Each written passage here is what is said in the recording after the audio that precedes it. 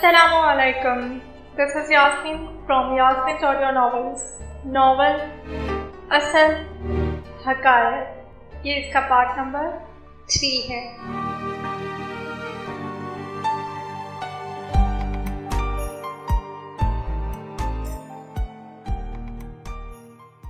नफ्सिया chicken के 2 धियां suit में मलबूस थीं और वैसे ही दुबली पतली जैसी 30 बरस बेशतर थीं. नसरीन को अपना मोटापा कुछ ज्यादा ही महसूस होने लगा. मिसेस बहलूल उनके घर तो नपे तुले जुमले बोल रही थीं, अब यहाँ क्यों मुसलसल बोल रही थी. और नफ्सिया कैसी हमातन गोश हैं और सब इतने खुश क्यों हैं. मिसेस बहलूल ने उनके घर तो सिर्फ 1-2 चीजें चक्कर छोड़ी थी, मगर यहाँ वो हर शय को टेस्ट कर रही थी. बाकी तमाम लोग रोजे से थे. वो गुर्दों के मर्ज के बाइस रोजों में वक्फा देती थी. नफ्सिया बेगम को 20,000 नकद इनाम दिया गया. Shield एजाजी membership. ईद के बाद उन्हें मॉर्निंग शोज में मधु किया जाना था. नसरीन खुद को हमेशा दूसरों से बढ़कर देखने की आदी थी. अब नफ्सिया ने ऐसा पिछाड़ा, अब बर्दाश्त हो तो कैसे. नसरीन बेगम को डिप्रेशन के दौरे पड़ने लगे. डर के मारे टीवी न लगाती, कहीं नफ्सिया बेगम ना आ रही हों. देखा, बहनों के चेहरों पर भी जगमगाहटें सी थी. ये हमारी भाभी के लिए अम्मी ने खरीदे हैं आपकी दुल्हन के कपड़े. कौन? वो बुरी तरह चौंका. क्या ज़रीन? बेसाख्ता उसके मुंह से निकला. और यही वो पल था जब नफ्सिया बेगम वॉशरूम से निकली. मुकालमा उनके कान में भी पड़ा. मुस्कुराता चेहरा तन गया और उस पर कतियत आमेज तसी आर की. उसका नाम साइमा है. तुम्हें अब तक नाम भी याद नहीं हुआ? आप उसी से अंदाजा कर लीजिए अम्मी. कलीम थके अंदाज से कुर्सी पर टिका. मुझे नाम तक का इल्म नहीं है और आप कहाँ तक की बातें करती हैं. तो ये तुम्हारा कसूर है, मेरा नहीं. वो दुपट्टे के काम पर उंगलियां फेरते हुए इत्मीनान से बोली. ज़रीन ठीक कहती थी. वो अब्बा की भतीजी होते हुए भी आपको और मुझसे ज्यादा समझती है. उसने कहा था मेरी अम्मी कभी नहीं मानेंगी, और उसने कहा था मैं कभी अपनी अम्मी को मना ही नहीं सकता. वो हमारे बारे में ज्यादा बेहतर जानती है. कलीम को अचानक बहनों की मौजूदगी का एहसास हुआ. उसने अपने अगले जुमले हलक में ही रोक लिए. तो ये ज्यादा शर्मनाक और अफसोसनाक बात है कलीम. वो पराई होकर मुझे तुमसे ज्यादा समझी. असल बात तो यह है कि साइमा तुम्हारी जिस खाला की बेटी है, उस खाला को मैं इनकार कर ही नहीं सकती. हाँ, किसी और खाला मामू की बेटी होती तो शायद मैं सोच में पड़ ही जाती, लेकिन तब भी वो लड़की ज़रीन ना होती, बल्कि नसरीन की किसी औलाद में से कोई रिश्ता बनाने का सोच भी नहीं सकती. उनके लहजे में जहरीली तलखी आ घुसी. तीनों औलादों के चेहरे पर आचुबा हुआ. नसरीन चच्ची से इतनी खार क्यों? और अब इस बेकार बहस से क्या हासिल? मैं सालों पहले अपनी बहन से वादा कर चुकी हूं. मैंने उसे ख्वाब दिखाए हैं. जैसे पहले कभी. उनका जुमला खुद कलामी में ढल गया. और हाँ, इस ईद पर जब तुम्हारी बात तय करेंगे, तभी ज़रीन की बात भी ठहराई जाएगी. और ये ठीक है कि नसरीन को पसंदीदा दामाद मिल गए. अल्लाह सबकी बेटियों के नसीब खोले. बहुत अच्छा लड़का है डॉक्टर बहजाद. ज़रीन के साथ अच्छा लगेगा. अच्छी जोड़ी है. अम्मी, ज़रीन भाई के साथ भी बहुत अच्छी लगती है. अर्शिया के मुंह से बेसाख्ता निकला. अदीबा हाँ में हाँ मिलाना चाहती थी कि माँ के गजबनाक चेहरे पर निगाह पड़ी. थप्पड़ लगाने की ख्वाहिश को जैसे उन्होंने बामुश्किल रोका था. अदीबा बेसाख्ता जरा सा पीछे खिसकी. और कलीम, आइंदा ये बहस मत छेड़ना, उन्होंने संजीदगी से कहा. सॉरी अम्मी. कलीम यकदम खड़ा हो गया. उसने झिलमिलाते कपड़ों के ढेर पर एक निगाह डाली. मैंने कहा था ज़रीन मुझसे ज्यादा आपको समझती है. उसने पहले ही कह दिया था मैं नहीं कर सकूंगा. आप दोबारा जिक्र नहीं सुनेंगी. मगर वो शऊरी वक्फा देकर दोबारा गोया हुआ. जब वो सीना ठोंक कर धमका रही थी और जता रही थी, तब गलती से मैंने भी एक दावा कर दिया था कि मेरी अम्मी मान जाएंगी, मैं उन्हें मना लूंगा. उसके लहजे में दुख बोलने लगा. मुझे अपने जोरे बाजू पर यकीन था और शायद अपने लिए आपकी मोहब्बत पर भी. मगर ठीक है, अब दोबारा ये जिक्र नहीं सुनेंगी. वो एकदम कमरे से बाहर निकल गया. नफ्सिया बेगम के चेहरे पर पहली बार जलजले की सी कैफियत पैदा हुई थी. मैं अफ्तारी करने आई हूँ ताई जी. दस्तरख्वान सजा था. सभी की नजरें उठी. कलीम ने बेसाख्ता गर्दन घुमाई, लेकिन फिर माँ का ध्यान आते ही नजरें टीवी पर जमा दी. नफ्सिया बेगम ने एक भरपूर खुशामदीदी निगाह उस पर डाली. अब उन्हें उससे कोई खतरा नहीं था. کلیم کی نظروں کا بھٹکنا اور پھیڑکنا وہ دیکھ چکی تھی، مگر انہیں کوئی پرواہ نہیں تھی۔ ابھی کل ہی تو کلب میٹنگ میں انہیں پتا چلا تھا مسز بہلول کو بھانجے ڈاکٹر خاور کی وائف ڈاکٹر شرمین کی بہن پسند آ گئی ہے، سو اب انہیں زرین کی آمد سے کوئی خطرہ نہیں تھا۔ 100 بار آئے۔ یہ ہاتھ میں کیا لا رہی ہیں بی پڑوسن؟ نعیم صاحب نے شوخی سے زرین سے پوچھا۔ میری افطاری تایا ابا۔ وہ جس لگا کر ان تک پہنچی۔ یہ دیکھیے ذرا۔ اس نے پلیٹ کا ڈھکن اٹھایا۔ ایک سرخ سیب، ایک گچھا انگور، بغیر دہی والی سفید چنے کی چاٹ، ایک کھجور، پھیکا بنا ملائی کا ٹھنڈا دودھ۔ ان میں ہے کوئی افطار کی چیز؟ اس میں کیا نہیں ہے؟ نعیم صاحب نے ناسمجھی سے اسے دیکھا۔ تایا جی، پکوڑے، سموسے، جلیبی، چکن رول، دودھ، روح افزا، کوئی کیچپ، چٹنی۔ اس کا انداز رو دینے کا سا تھا۔ تمہاری ماں کہاں ہے؟ اس نے تمہیں آتے نہیں دیکھا؟ نفسیہ بیگم کا موڈ خوشگواریت کی حد پر تھا۔ دیکھا تھا، دیکھا کیوں نہیں؟ بیٹھی ہیں وہ، ایک گلاس پھیکا دودھ، ابلے ہوئے چنے اور لال لوبیا مکس، 2 کھجور۔ انہیں اپنا آدھا وزن کم کرنا ہے۔ مجھے کوئی ایسی آفت نہیں، میں نے کوئی کیٹ واک کرنی ہے۔ مجھے تو سیخ سلائی ہونا ویسے ہی پسند نہیں۔ اس نے تایا اور زعیم کے برابر جگہ بنائی۔ یہ دودھ تم پی لینا۔ اس نے زعیم کی جانب گلاس بڑھایا۔ یہ چنے اس چاٹ میں مکس کر دوں تائی جی؟ وہ نفسیہ بیگم کے تمام اقدامات سے واقف تھی۔ یہ سیب تم لے لو۔ اس نے ادیبہ کی جانب ہاتھ بڑھایا۔ اور یہ انگور؟ اب کلیم کا نمبر تھا۔ نہیں، تم رہنے دو، یہ انگور کھٹے ہیں، اس نے اونچی آواز میں کہا، اور دوسرا بہت دھیرے سے۔ تم لے لو ارشیا، تمہیں انگور پسند ہے نا؟ زرین نے کیا کہا تھا؟ اس نے اپنی نگاہیں زرین کے چہرے پر ٹکائیں۔ اسی پل اذان شروع ہو گئی۔ نماز سے واپسی پر جب کلیم کی نگاہ زرین پر گئی تو پلٹنا بھول گئی۔ نفسیہ بیگم کے اس دن لائے گلابی سنہری کام سے بوجھل دوپٹے کو ارشیا نے اس طرح بیڈ پر ہوا میں اچھال کر اوڑھایا تھا کہ جب وہ بیڈ پر گرا تو ایک کونے سے زرین کے شانے پر ٹک گیا۔ اللہ زرین! ارشیا بے خود سی ہو گئی۔ دوپٹے کا کنارہ میرون تھا جس پر سفید مائل سنہرا کام تھا۔ ارشیا نے کنارہ پکڑ کر گھونگھٹ کی طرح زرین کے چہرے پر ڈال دیا۔ تم پر کتنا سجا ہے! اللہ زرین، تم کتنی پیاری لگتی ہو! اور نفسیہ بیگم کی نظر پڑ ہی گئی تھی۔ وہ مبہوت رہ گئیں۔ ان کی نگاہوں میں نہ جانے کیوں سائمہ کا چہرہ گھوم سا گیا۔ خوبصورت دوپٹے کے بھوجل حالے میں دمکتے چاند نے رد عمل کی قوت کو جیسے پل بھر کے لیے سلب کر لیا تھا۔ زرین نے خود ہی دوپٹہ سر سے اتار کر بیڈ پر رکھ دیا۔ اسی دم چونکتے کلیم پر نفسیہ بیگم کی نگاہ پڑی۔ وہ عورت ہو کر اور سب سے بڑھ کر مخالف ہو کر ایسے اثر میں آئی تھی تو ان کی تنبیہی ہنکار سے پہلے کلیم کا ضبط نہ رہا۔ اس نے یکدم قدم موڑے اور کمرے سے نکلتا چلا گیا۔ انہوں نے ایک لمبی طویل سانس لی۔ سنبھل جائے گا خود ہی۔ آخری عشرے میں زرین نے چھٹیاں کر لیں۔ کلیم کو بہت دنوں سے دکھائی بھی نہیں دی۔ ادھر نفسیہ بیگم کی تیاریاں عروج پر تھیں۔ انہیں اب کوئی فکر نہیں تھی۔ اس نے نفسیہ بیگم کا بے فکر چہرہ دیکھا تھا تو ایک جگمگاہٹ نسرین بیگم کے چہرے پر بھی تھی، لیکن زرین نے انکار کر دیا تھا، صاف برملا فیصلہ کن۔ میں مصنوعی زندگی نہیں گزار سکتی، اس نے اپنے ڈیڈ سے کہا تھا۔ جب ممی نے آپ ہی کو اپنی مرضی کرنے دی تو مجھ پر کوئی رائے کیوں مسلط کی جا رہی ہے؟ شرمین کی پسند بے عیب تھی بیٹا، فہیم صاحب نے نرمی سے کہا۔ تو کلیم کا نام کون سا تھانے میں لگا ہے؟ اس نے منہ پھاڑ کے کہہ دیا۔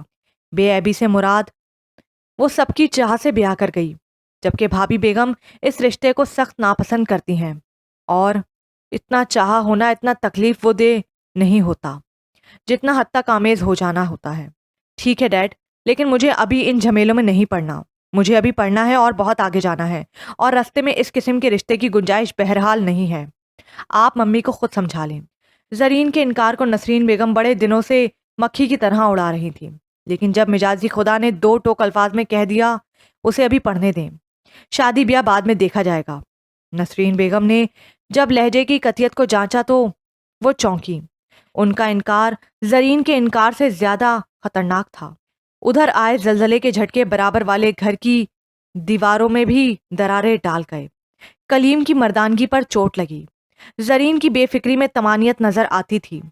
اسے خود پر افسوس ہوا کہ وہ اسے پہچاننے میں غلطی کر گیا۔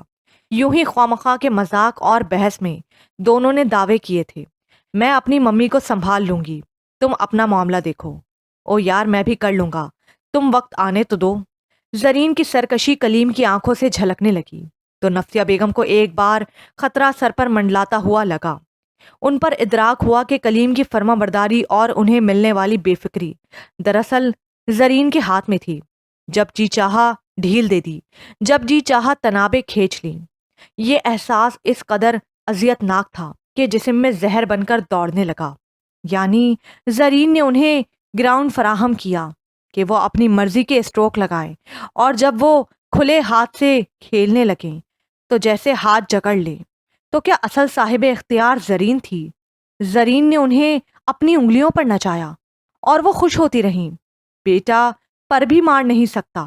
بہت مشکل تھا زرین جیسی لڑکی کے ہوتے ہوئے سائمہ یا کسی بھی اور کو دل میں جگہ دینا۔ انہوں نے سوچا تھا وہ ماں کے درجے کا فائدہ اٹھائیں گی اور کلیم کے پر قینچ کر دیں گی، مگر اب انہیں لگا زرین نے انہیں ان کی حد بتائی تھی۔ زرین کی جانب سے آسرا ہوا تو کلیم کی آنکھوں میں بھی سرکشی آ گئی۔ میں ساری دنیا کو بتا چکی ہوں، کتنی سبکی ہوگی میری۔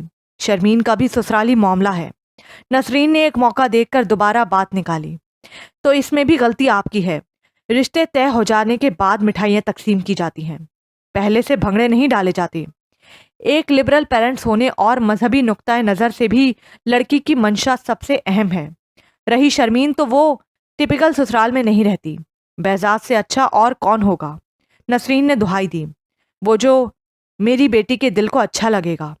اور میاں کے سامنے تو بات ختم ہو گئی تھی، مگر زرین کو دیکھ دیکھ کر ان کے اندر غصے کی ایسی لہریں اٹھتی تھی کہ بس انہوں نے باقاعدہ اس کا بائیکاٹ کر دیا، دیکھنا چھوڑ دیا، مخاطب کرنا چھوڑ دیا، بلکہ مخاطب کیے جانے پر جواب دینا بھی۔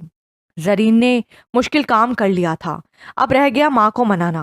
افطاری سے کچھ دیر پہلے وہ منہ پھلا کر بیٹھی تھیں۔ زرین کے دل کو کچھ ہوا، چلو آج ممی کو منانے کا کام بھی کر لیا جائے۔ اس نے پیچھے سے آ کر ان کے گلے میں باہیں ڈال دیں۔ وہ بہت بری طرح چونکی تھی۔ زرین نے پہلے ایک گال چوما، پھر دوسرا، اب گھوم کر آگے آ گئی۔ وہ خود کو چھڑانے لگیں۔ زرین کی گرفت سخت ہوئی۔ نسرین بری طرح جکڑی ہوئی تھی، روزے کی نقاہت اور کچھ اود کر آنا غصہ۔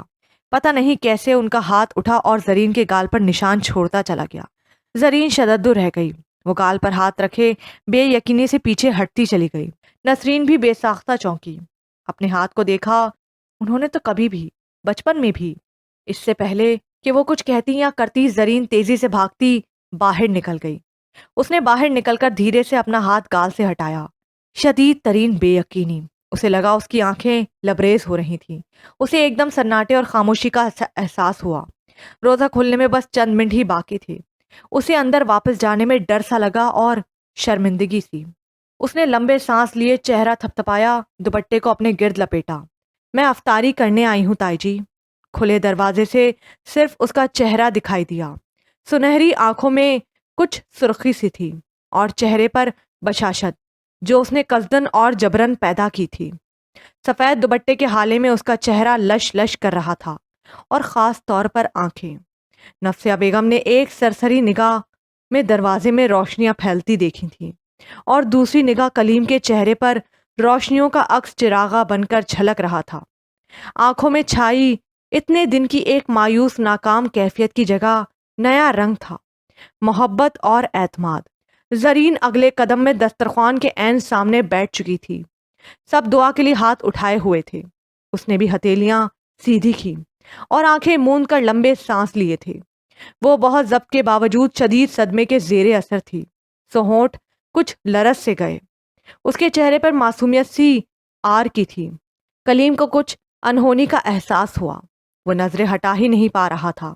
تمہارا وہ دولت مند باپ اتنا بھی نہیں کر سکا کہ تمہیں ڈھنگ کی افطاری ہی کروا سکے۔ زرین کی آنکھیں پٹ سے کھلیں۔ ہزار مرتبہ ہمارے گھر میں بچوں کی ناپسندیدہ چیزیں بھی بنی، مگر صبر شکر کر کے کھائیں۔ کبھی کسی کے گھر سالن مانگنے یا لنچ ڈنر کرنے نہیں پہنچے۔ امی کیا کہہ رہی ہیں آپ؟ عرشیہ ادیبہ زیم کے ہاتھوں کے طوطے اڑ گئے۔ وہ شدید ترین بے یقینی سے ماں کو دیکھ رہے تھے۔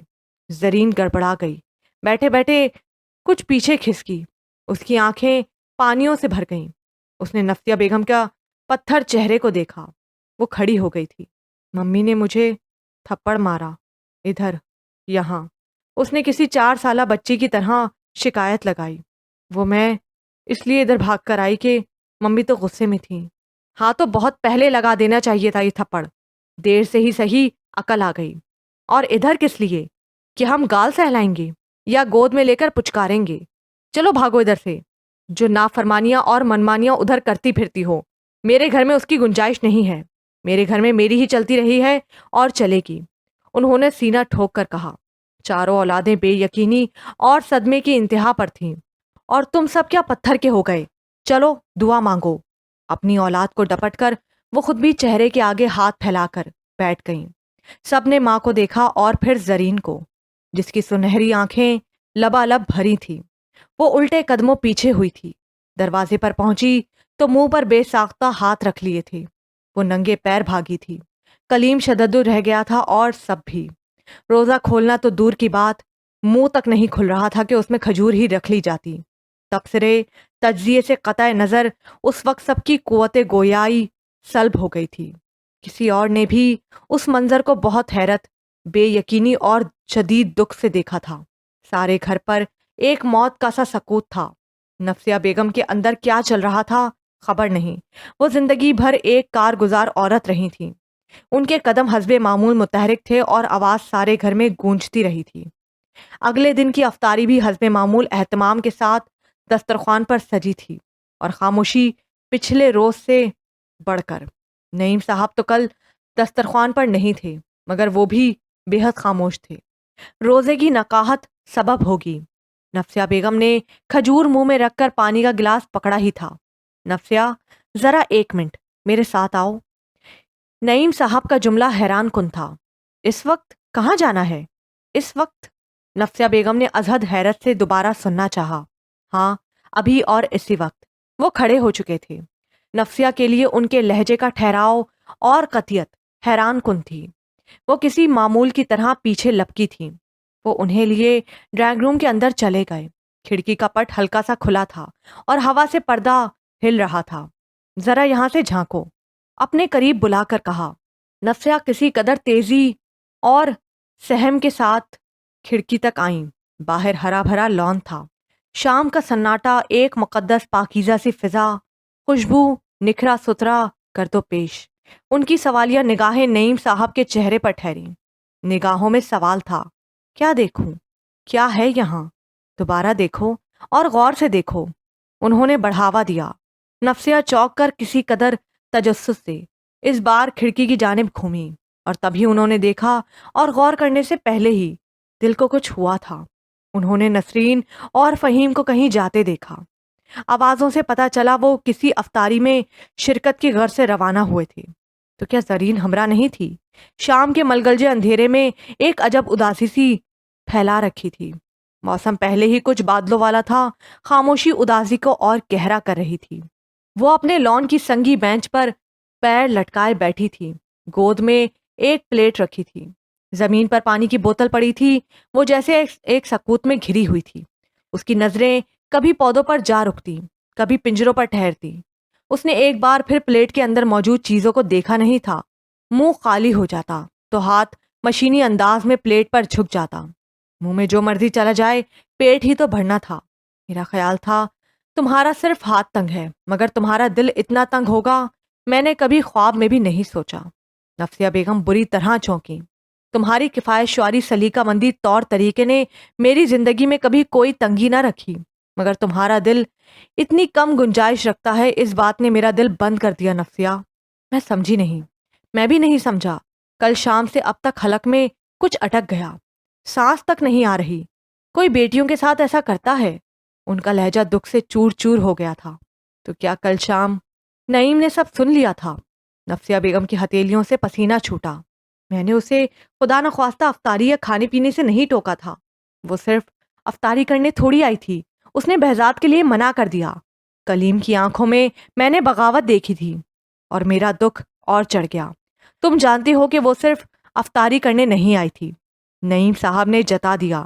اسی پل دروازہ کھلا. کلیم اندر آیا. ابا سب خیریت ہے نا؟ اس نے دونوں کے چہرے ٹٹولے. ہاں بیٹھو تم. فرما برداری اچھی چیز ہے اور تمہاری ماں خوش قسمت ہے کہ تم نے فرما برداری کی لاج رکھی. لیکن تم نے تو اور بھی وعدے کیے تھے نا. کلیم نے کچھ الجھ کر دیکھا۔ میں جواب چاہتا ہوں۔ کچھ نہیں ابا، کوئی وعدہ نہیں، وہ ماں کی جانب دیکھ کر بولا۔ وعدے توڑنے پر جنت ہاتھ سے نہیں جاتی ابا، اور اب جنت کو کون چھوڑے، بھلے زندگی جہنم میں گزرے۔ ابا نے ترنت کہا۔ ابا، وہ ہنسا تھا، اتنا لمبا جہنم نہیں ہوگا، 40-50 سال بعد رہائی مل جائے گی، ابدی زندگی ماں کی اطاعت کر کے جنت مل جائے گی نا۔ نفسیہ بیگم نے بات کو سمجھا تو دہل کر اس کی صورت دیکھی۔ تو تم فیصلہ کر چکے ہو؟ فیصلہ تو امی نے کیا ہے ابا، میں نے تو سر ہلایا ہے۔ بس مجھے حیرت ہے کہ انہیں زرین سے اتنی سخت نفرت کیوں ہو گئی۔ اس کے انداز میں الجھن سی تھی۔ نفرت انہیں زرین سے نہیں نسرین سے ہے، انہیں اپنی بہن کو دیورانی بنانا تھا نا۔ فہیم نے صاف انکار کر کے نسرین کو بیاہ لیا۔ اب یہ اصل چاہتی ہے۔ کلیم بری طرح چونکا، اتنی روایتی گھسی پٹی بیک گراؤنڈ اسٹوری۔ وہ بہن کی جگہ آئی تعلیم اور شکل و صورت میں ان سے اور تمہاری خالہ سے 1000 گنا اچھی۔ عداوت کا دروازہ انہوں نے کھولا تھا، نسرین کو رستہ بنانے میں کوئی مشکل نہ ہوئی، اور اب وہ رستہ اتنا خاردار ہے کہ دونوں کی انا زخمی ہوتی ہے گزرتے ہوئے۔ کلیم صوفے پر بیٹھ گیا۔ آؤ ذرا دیکھتے ہیں، وہ ایسا کون سا سونا چاندی کھا رہی ہے جو تم اسے نہیں دے سکتی تھی۔ نعیم صاحب نے نفسیہ کا ہاتھ تھام لیا۔ وہ گھسٹتی ہوئی چلی تھیں۔ عرشیہ، ادیبہ اور زعیم نے ازحد حیرانی سے اس منظر کو دیکھا۔ نعیم صاحب نے کہا، کچھ نہیں ہوا ہے، تم سب افطاری کرو، ہم آتے ہیں۔ اس نے اپنی بھری پلیٹ کو بغور دیکھا۔ میری ممی نے آج مجھے ساری روزے والی چیزیں بنوا دیں۔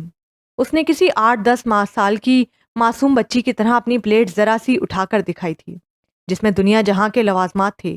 ایک دوسری پلیٹ سائڈ پر ہی دھری تھی، مگر دونوں لبریز تھیں۔ تو وہ اتنی دیر سے کیا کھا رہی تھی؟ یوں ہی ٹونگے مار رہی تھی۔ نفسیہ بیگم کا دل نچڑ گیا۔ کہتے ہیں لمحہ ہوتا ہے کسی بھی شے کا، دل پگھلنے کا بھی ایک وقت ہوتا ہے۔ وہ تیزی سے واپس پلٹی۔ دسترخوان ہونس تھا، کلیم نہیں تھا۔ وہ ڈرائنگ روم میں آئیں تو وہ اسی طرح صوفے پر ٹکا تھا۔ تم ابھی تک یہاں ہو؟ افطاری نہیں کی؟ آؤ جلدی۔ وہ واپس مڑی۔ امی، کلیم نے پکارا۔ وہ چونک کر مڑی۔ میرا خیال تھا آپ سب سے زیادہ پیار مجھ سے کرتی ہیں۔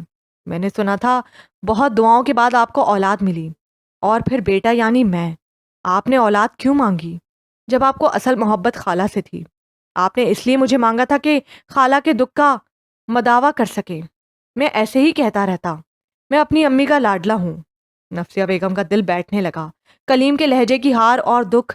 کلیم کمرے سے نکل گیا تو وہ وہیں صوفے پر بیٹھ گئیں۔ زرین نے کتنی معصومیت سے جتایا تھا، میری ممی نے میری پسند کی سب چیزیں بنا دی ہیں۔ لہجے میں مان غرور کی جھلک تھی۔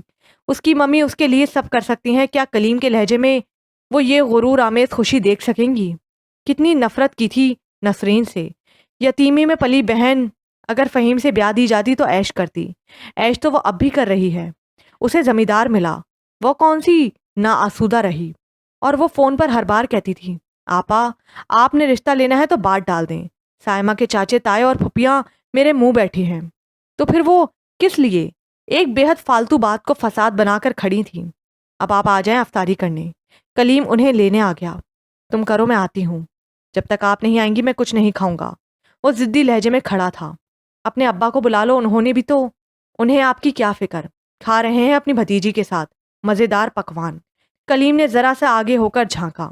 نفسیہ بھی آگے ہوئیں۔ شام کے بلب روشن ہو چکے تھے۔ نعیم صاحب کا ہاتھ زرین کے شانے پر دھرا تھا۔ دونوں بہت خوش اور مطمئن نظر آ رہے تھے۔ زرین کے اداس چہرے اور سوجی آنکھوں میں چمک سی تھی۔ اللہ جانے نعیم صاحب کون سے دل فریب قصے سنا رہے تھے۔ نفسیہ نے پہلی بار نعیم صاحب کے چہرے کے رنگ بھی دیکھے تھے۔ اتنی شفقت اور اتنی محبت، انہیں سائمہ سے اتنی محبت تو کبھی محسوس نہ ہوئی تھی۔ میں کسی کو دسترخوان سے اٹھانے جیسا گناہ نہیں کر سکتی کبھی بھی، بس مجھے ایک دم ہی شدید غصہ آ گیا تھا۔ سحری کے بعد سپارہ پڑھنے بھی دھیان نہیں لگا پا رہی تھیں، اور زندگی میں نعیم صاحب نے کبھی انہیں ان کے کسی عمل پر ٹوکا نہیں تھا۔ اونچی آواز میں بات تو درکنار، ذرا سی خفگی بھری نگاہ بھی نہ ڈالی تھی۔ اور کل ان کے لہجے کا دکھ، افسوس، حیرانی اور ناراضی۔ انہوں نے افطاری زرین کے ساتھ کھائی اور وہیں سے مسجد نماز کے لیے گئے، اور پھر تراویح کے بعد ہی لوٹے، اور کسی سے بھی بات کیے بغیر سو گئے۔ سحری میں بھی ان کی چپ نے سب کی بولتی بند رکھی۔ قرآن جزدان میں لپیٹتی दबे कदमों बेडरूम में आई। नईम साहब सहरी के बाद 8 बजे तक सोते थे, मगर उस वक्त वो तकियों को पुष्ट से लगाए खामोश बैठे थे। उन्हें एक सरसरी निगाह देखकर दोबारा कहीं खो गए। शौहर से माजरत तो करनी ही थी। मैंने तो सिर्फ अपनी बहन से वादा किया था, वो बस यही कह सकीं। नईम साहब ने नजरें उनकी जानिब घुमाई। बुढ़ापे में नाफरमान औलाद ऐसे है जैसे किसी की तैयार खड़ी फसल को आग लग जाए, और आपसे ज्यादा कौन समझेगा कि फसल तैयार करने में कितने दिन रात लगते हैं। उनके सादा से जुमले में सारी हिकायत थी और लहजा अजियत से पुर। आपको तो खुश होना चाहिए, बेटा फर्मा बरदार है, वो आपके कहे पर मनोअन अमल करेगा। मगर क्या आपने सोचा कि आप किसे शिकस्त दोजार कर रही हैं? मैं नफ्सिया बेगम को अपना हलक खुश खोता महसूस हुआ था। मैं नसरीन को पसंद नहीं करती, मगर वो ना होती तो। नफ्सिया, फहीम साहब जरा तेजी से बोले, अगर खुदा न ख्वास्ता आपकी बहन नाकाम और नामुराद जिंदगी गुजार रही होती तो मैं आपके अनाद और बुग़्ज़ को दुरुस्त मान लेता, मगर वो तो माशाल्लाह आप सब बहन भाइयों से ज्यादा खुशहाल खुद कफील जिंदगी गुजार रही है। सबसे अहम बात हमने कौन सी कोई बाकायदा बात कर रखी थी, आपका इरादा था बस, और वो अपने मुंह से कह रही है कि आपा करना है तो कर लो। मेरे ससुराल वाले शगुन हाथ में लिए खड़े हैं। या तो वो मजबूर हो बेकस लड़की होती या रिश्तों का काल होता, जबकि ऐसा वैसा कुछ भी नहीं। और रही नसरीन, आप बुरा माने या भला, नसरीन ने हमेशा रिएक्शन दिए हैं। इब्तिदा आप ही की जानिब से रही हमेशा। और आप क्या समझ रही हैं? आप नसरीन को पछाड़ रही हैं उसकी बेटी को रिजेक्ट करके। वो जरा सा रुककर इस्तजाइया हंसे। नफ्सिया ने आ चुभने से उनकी मुस्कुराहट को देखा था।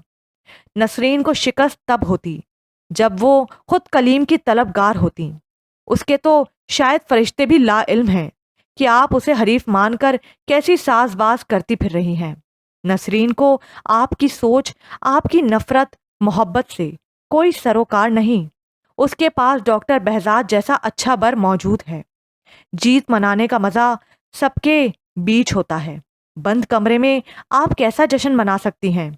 मजा तब होता जब वो दिल गिरफ्ता होती और बेटी के आंसुओं के आगे दिल पसीज जाता। बहरहाल ये बात हम सब जानते हैं, और आप भी जान लो कि लाख कलीम मेरा जिगर गोशा है, मगर वो बहजाद से बहरहाल बेहतर नहीं है इस वक्त। नईम साहब अपना तकिया सीधा जमाने लगे। वो अब लेटना चाह रहे थे। आप ग्राउंड में अकेली खेल रही हैं, खुद ही जीत रही हैं, खुद ही तालियां पीटेंगी। खाली ग्राउंड में जीत का जश्न मनाइए। जितना प्यार आपको अपनी भतीजी पर आ रहा है, उतना ही मुझे अपनी भांजी से। नफ्सिया बेगम इतने खरे दो टोक जुमले सुनकर शदद्दुर थी, यकदम बोल उठी। नईम साहब एक बार ताज़ा दम होकर बैठे। मुझे भतीजी हमेशा की प्यारी है नफीसा। आपने जिंदगी में हर काम में जमा तफरीक की, जोड़ तोड़ की माहिर हो ना। अगर मैं भी कुछ जोड़ तोड़ करूं तो फहीम मेरा लाडला छोटा भाई शर्मीन को ब्याह चुका है। जरीन शायद मुल्क से बाहर चली जाए। बुढ़ा बुढ़िया अकेले घर में रहेंगे, भां भां करता घर। जरीन हमारी बहू होगी तो माँ बाप के सामने रहेगी। नाना नानी नवासों नवासियों से दिल बहलाएंगे। सच कहूं, भाई के इतने बड़े घर में फैल जाने वाला सन्नाटा अभी से होता ला रहा है।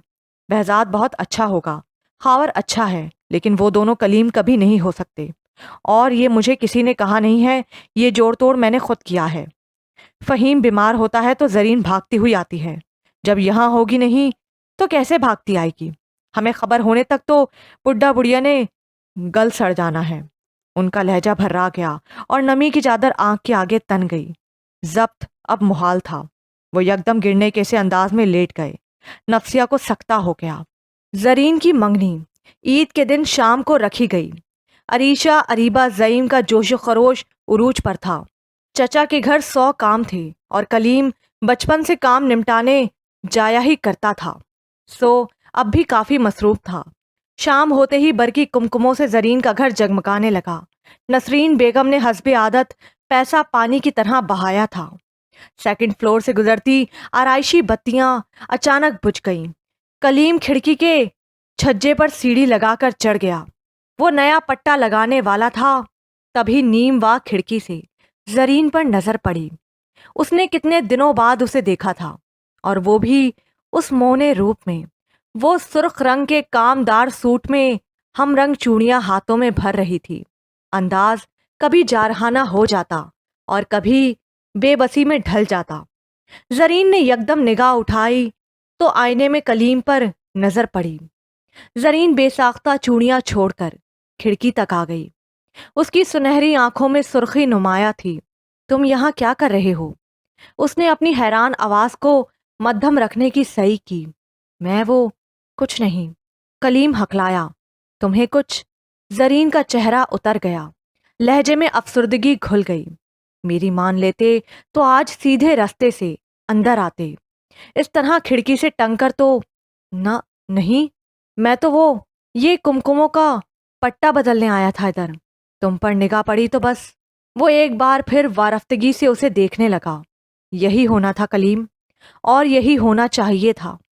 ناکام عاشق ہمیشہ محبوب کی بارات پر کرسیاں لگاتے ہیں، دیگے دھوتے ہیں اور قورمے کی پیاس کاٹنے کے بہانے آنسو بہاتے ہیں۔ تم بھی تو جھٹپٹ راضی ہو گئی۔ کلیم تانا دینے سے نہ چونکا۔ میرے بچے تمہیں ماموں کہیں گے کلیم۔ وہ کسی اور ہی دنیا میں گھسی، وہ کسی اور ہی دنیا میں تھی۔ آواز دکھ سے بوجھل کلیم نے بامشکل خود کو سنبھالا۔ نہیں، تم انہیں انکل سکھانا۔ لفظ انکل سے کلیم کو ذرا ڈھارس محسوس ہوئی تھی۔ اس سے کیا فرق پڑتا ہے کلیم؟ تائی جی نے مجھے پھپھو کہلوانا ہے، بلکہ پھپھی اماں۔ وہ رونے کو ہو گئی۔ کلیم نے ہاتھ بڑھائے آنسو پوچھنے کے لیے، مگر آنسو پوچھتا تو ہاتھ چھوڑتے ہی کھڑکی سے گر جاتا۔ دل محسوس کر رہ گیا۔ میں تمہیں اس طرح روتے نہیں دیکھ سکتا زرین، تو اب تم میری طرف دیکھو بھی مت، بلکہ کبھی مت دیکھنا۔ زرین رو ہی دی۔ میں اب پرائی امانت ہوں کلیم۔ ایسا مت کہو زرین، نہ کہنے سے حقیقت بدلتی نہیں ہے۔ اس نے رخ پھیر لیا۔ ایسے منہ تو نہ موڑو۔ کلیم نے بے ساختہ دونوں ہاتھ بڑھائے تھے، یہ سوچے بنا کہ کھڑا کہاں ہے، اور پھر وہی ہوا جو سب سوچ سکتے ہیں۔ چاروں شانے چت۔ زرین صوفے پہ دلہن کے روپ میں بیٹھی تھی۔ شرمین نے جو کپڑے لا کر دیے وہ اس نے چڑھا لیے۔ تیز پرفیوم پھول، مگر ایک مستقل بے چینی سی تھی، نہ جانے کیسی۔ گھر بھر میں ایمرجنسی تو نافذ ہو گئی تھی، مگر پٹیاں کروا کے کلیم کو گھر لے آئے تھے۔ شکر کہ ہڈیاں بچ گئی تھیں۔ زرین نے ممی سے التجا کی کہ اسے بس ایک نظر دیکھنے آنے دیں۔ ممی نے گھورا، منگنی میں کچھ ہی دیر باقی ہے اور یہ عیادت کرنے جائے گی، چپکی بیٹھی رہو۔ اس نے گھونگھٹ کی اوٹ سے ممی اور تائی کو دیکھا۔ ممی کا چہرہ کھلا ہوا تھا، تائی کا منہ دوسری طرف تھا۔ ہاں تو اب تو بہت خوش ہوں گے۔ بہت سارے اعتراضات میں سے ایک یہ بھی کہ لڑکا لولا لنگڑا ہے، اور اسے دیکھو باپ بھائی کا سہارا لے کر آ گیا ہے۔ سچ کہتے ہیں آج کل عاشق بھی دو نمبر ہے، ورنہ اپنی محبت کو پرایا ہونے سے دیکھنے سے پہلے لوگ آنکھوں میں خنجر گھوپ لیا کرتے تھے۔ کلیم پٹیوں میں جکڑا ہوا تھا، دائیں بائیں تایا اور زعیم بیساکھی بنے ہوئے تھے، اور تائی کتنی خوش لگ رہی تھی۔ ظاہر ہے بلا جو ٹل رہی ہے، اب جو مرضی کریں، ان کے لیے میدان صاف ہو گیا نا۔ اور یہ بو پتہ نہیں کیسی ہے، سانس بند ہوئی جا رہی ہے۔ اس نے سب کو نشستوں پر مزے سے بیٹھے ہوئے دیکھ کر سوچا، اللہ جانے یہ ڈاکٹر بہزاد اور ان کی چڑیاں ممی کب تک آئیں گی۔ ممی کے انداز بڑے مصروف تھے۔ وہ کسی مشہور تکے والے سے کباب بنوانا چاہتی تھی، مگر نمبر مل کے ہی نہیں دے رہا تھا۔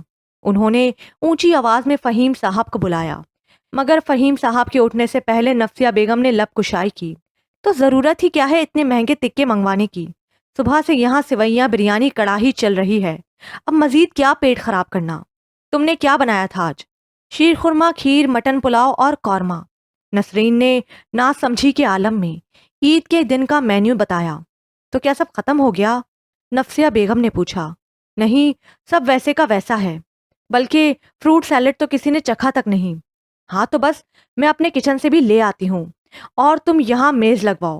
ضرورت ہی کیا ہے اتنا سب کیا ضائع کرنا؟ صبح سے کھا ہی تو رہے ہیں، فارمیلٹی ہی پوری کرنا ہے نا۔ نفسیہ بیگم کا انداز دو ٹوک تھا۔ نسرین نے کچھ حیرت سے فہیم صاحب کو اور نعیم صاحب کو دیکھا۔ دونوں بھائی ایک ہی صوفے پر تھے اور بڑے خوش نظر آتے تھے۔ آنکھ کے اشارے سے مان لینے کی تاکید کی۔ زرین وہ حیرت سے بے ہوش ہوتے بچی جب ممی نے فون رکھ دیا۔ نفسیہ عرشیہ کی ہمراہ اپنے گھر روانہ ہوئیں اور تھوڑی دیر بعد ان کے لائے سامان میں سے ٹیبل سجنا شروع ہو گئی۔ نسرین نے بھی یہی کیا۔ ممی نے تائی جی کی بات مان لی، اور وہ بھی اتنی آسانی سے، اور وہ بھی اپنے گھر کے فنکشن میں۔ یا اللہ، یہ ماجرا کیا ہے؟ اور وہ چڑیا آنٹی کہاں رہ گئیں؟ وہ ہر آہٹ پر دروازے کو دیکھتی تھی۔ سب کی ہنسی اور چٹکلے اسے جیسے سنائی ہی نہ دے رہے تھے۔ ایک عجیب سی بے حسی تاری تھی، اوپر سے بدبو نہ جانے کیسی تھی، اسے اپنے پاس سے ہی اٹھتی محسوس ہو رہی تھی۔ یا اللہ، کلیم اس بار باپ اور چچا کا سہارا لے کر اٹھ رہا تھا، شاید واپس جا رہا تھا۔ ہاں، اسے چلا ہی جانا چاہیے، بلکہ اسے آنا ہی نہیں چاہیے تھا۔ اس نے کڑ کر سوچا، مگر ساتھ ہی رونا آ گیا۔ اس نے سر جھکا کر سختی سے آنکھیں میچ لیں۔ سب کبوتر کو بزدلی کا تانا دیتے ہیں کہ بلی کو دیکھ کر آنکھیں بند کر لیتا ہے، مگر آج پتہ لگا آنکھیں بند کر لینے سے کتنا سکون، کتنی بے فکری میسر آتی ہے، خواہ پل بھر کی۔ اس نے آج خود کو کبوتر کی جگہ سوچا تو حکمت جانی۔ ایک بدبو سی مسلسل، پتہ نہیں کہاں سے آ رہی تھی، پتہ نہیں کہاں سے آ رہی تھی۔ بھنبھناہٹ والا شور، شور و غل میں بدلا۔ اس نے اپنی آنکھیں اور میچیں۔ چلیں رسم شروع کریں بھائی، یہ شرمین کی آواز تھی۔ وہ 3 سیٹر پر براجمان تھی۔ اچانک ہی جگہ تنگ ہونے کا احساس ہونے لگا، جیسے ہی سبھی جیسے صوفے پر بیٹھنا چاہتے ہوں۔ انگوٹھی کون پہنائے گا؟ یہ ادیبہ باجی کی آواز تھی۔ ماڈرن زمانہ ہے، لڑکا ہی پہنا دے۔ تائی کی آواز میں کتنا جوش و خروش تھا۔ لڑکے نے اپنے دونوں ہاتھ دیکھے، ناخن تک پٹی بندھی تھی۔ ابا آپ پہنا دیں، وہ منمنایا۔ لو جی، کیا میری منگنی ہے؟ صاف انکار۔ میں پہنا دوں بھائی، جب سے آپ کو چوٹ لگی ہے سارے کام میں ہی کر کے دے رہا ہوں، میں اب بھی آپ کی ہیلپ کر سکتا ہوں۔ یہ بے حد شوق آواز زعیم کی تھی۔ زرین نے ناسمجھی کے عالم میں آنکھیں کھولی۔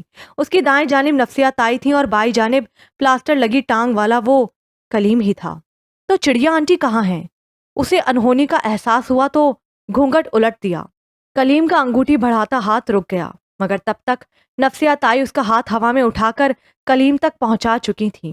کلیم نے آہ واہ کرتے ہوئے انگوٹھی اس کی انگلی میں ڈال دی۔ مبارک سلامت کا شور۔ زعیم نے فوراً کھڑے ہو کر رقص شروع کر دیا تھا۔ بہنیں تالیاں پیٹ رہی تھیں۔ زرین کا دوپٹہ شانے پر گرا تھا۔ وہ حیرت سے ہوش و حواس کھو رہی تھی تو باقی سب خوشی اور جوش سے۔ اس نے کلیم کا چہرہ دیکھنے کی صحیح کی، مگر ڈاکٹر نے سر کی پٹی گویا آنکھوں تک لپیٹ دی تھی۔ چہرے پر سوجن بھی تھی۔ اس نے نگاہیں اٹھا کر ماں باپ اور دیگر کو دیکھا۔ نسرین کے چہرے پر مسکراہٹ اور مان تھا، محبت بھی۔ وہ انگوٹھی کی ڈبیاں کھول رہی تھیں۔ پہناؤ اسے انگوٹھی، انہوں نے بڑھاوا دیا۔ زرین جیسے کسی ٹرانس میں تھی۔ اس نے انگوٹھی لے لی۔ کلیم نے ابا اور چچا کو ٹھوکوں پر دونوں ہاتھ بڑھائے۔ کوئی انگلی خالی نہیں تھی۔ عید کی چھٹی کے باعث پٹی کسی اناری ڈاکٹر نے کی تھی۔ یہ تو مسئلہ ہو گیا، سب ہم آواز بولے۔ لو، خوامخواہ مسئلہ ہے، مجھے پہنا دیں، آخر میں بھائی ہوں۔ زعیم ایک بار پھر دھپ سے اس کے آگے دو زانو ہوا۔ سب نے اسے گھورا تو مصنوعی سٹپٹاہٹ سے بولا، میرا مطلب ہے مشکل میں بھائی ہی بھائی کے کام آتا ہے، اپنے پاس رکھو اپنی ہمدردی، میں کل پرسوں آ کر پہن لوں گا۔